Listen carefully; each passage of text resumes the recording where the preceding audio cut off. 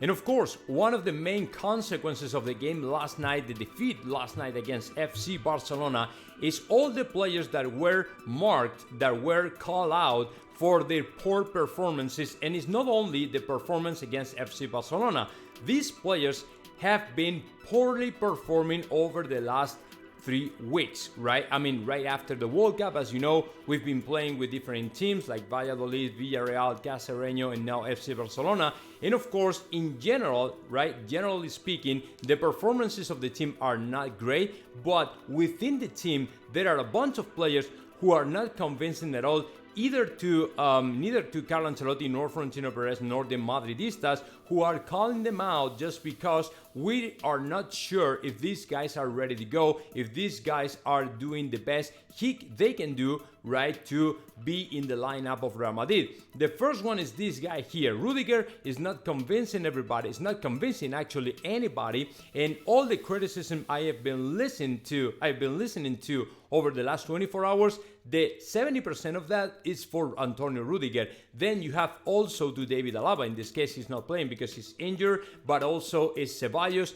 Poor performance of the player last night with that super bad pass. I mean, I'm not fair though if I say Ceballos is the responsible of anything, because he hasn't been barely playing over the last months, right? So he's not, in my opinion, responsible of anything, right? But for example, Camavinga is the same thing. He was lost during the game. He was lost.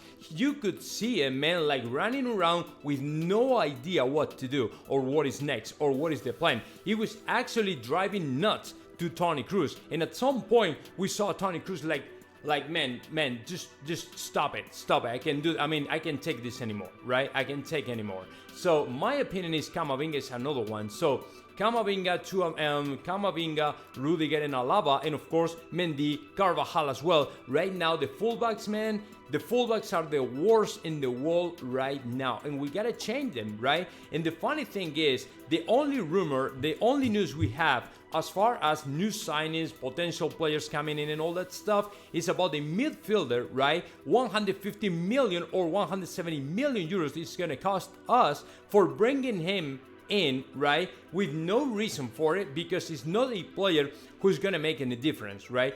The only players we need are Kylian Mbappe and of course Erling Haaland. That is all the things that we need right now, or we are in need of right now. But apparently for some people in Real Madrid, it's okay and nothing is gonna happen. Butragueño said last night after the game, we really trust the players we already have. Like saying or hinting like, no, we're not going to sign anybody. And it's like, man, are you serious? I mean, I don't know what's going to happen, but these players have been called out by the Real Madrid fans. So let's see what happens in the future with these guys.